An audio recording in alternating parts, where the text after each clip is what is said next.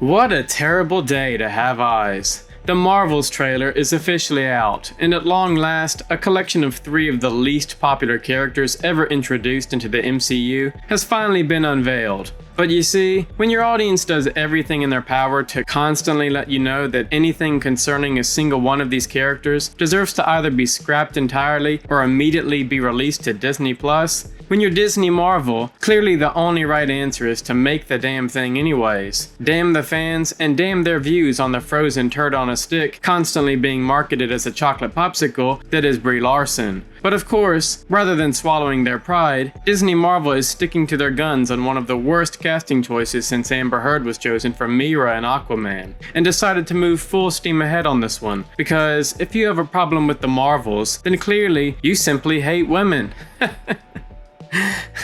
I don't see it, but alright. Honestly though, whoever doesn't outright love the idea for this movie is simply beyond me. Because of all the compelling different story ideas you can work into the script for the film, just like my review from Mother's Day of Madness, I couldn't help but notice Marvel going hard at work into putting the policy into immediate effect regarding its female characters. Yet again. All reliable, as SpongeBob would say, where if there's ever a female villain, well, you best believe she'll never lose to the likes of anyone who has a dick. And considering that looks like it's exactly what we're going to get yet again, I for one can't wait to review it. So with that in mind, let's go back in time for a moment and see my Mother's Day of Madness video to review Marvel's 2-step policy concerning its female characters and see just how well it holds up to this movie.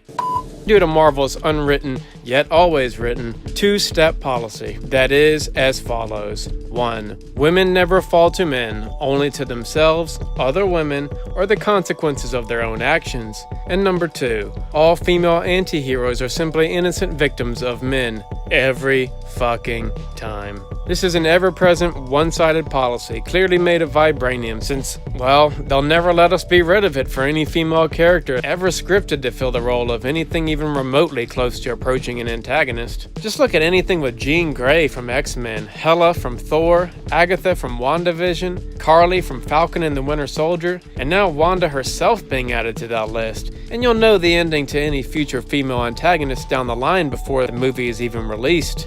Looks oddly familiar in this trailer now, doesn't it? Cause hell, just remember, even if the heroes lose here, which they won't, but if they did, it's clearly all fair play because their opponent is a woman. You see, I don't know about you, but watching a film with 3 cat-loving superwomen where the stakes are simply this low sounds about as appealing as a man flushing the toilet before he starts to piss, just to see if he can finish up before all the water's gone. Sure, if he fails, he's left pissing into an empty bowl already beginning to refill itself, forcing him to flush a second time in defeat. And, if he succeeds, he gets to walk away from the restroom arguably as proud as when he brings all the groceries inside in one trip. As all men should. But, when an entire film is basically just going to be a roughly 2-hour-long girls' roughhousing sleepover event between 3 of the franchise's least popular characters to hit the screen, where keep in mind, not a single one of them gets to lose in any way, well, I genuinely look forward to watching these characters compete with each other for the prestigious title of least bland plank of wood in all of Home Depot, stepping on each other's unlikability toes the entire time they're on screen as they inevitably challenge their Ronin, minus the toxic masculinity, antagonist to a dance-off at the end, proving that at the end of the day, nothing can keep the strong ladies of 2023 down. Literally ever. Because that's not only impossible, but it's clearly not allowed with Disney. Be it on Star Wars in a galaxy far, far away, or the MCU. Literally ever. Anyways, I hope you guys like this trailer's review.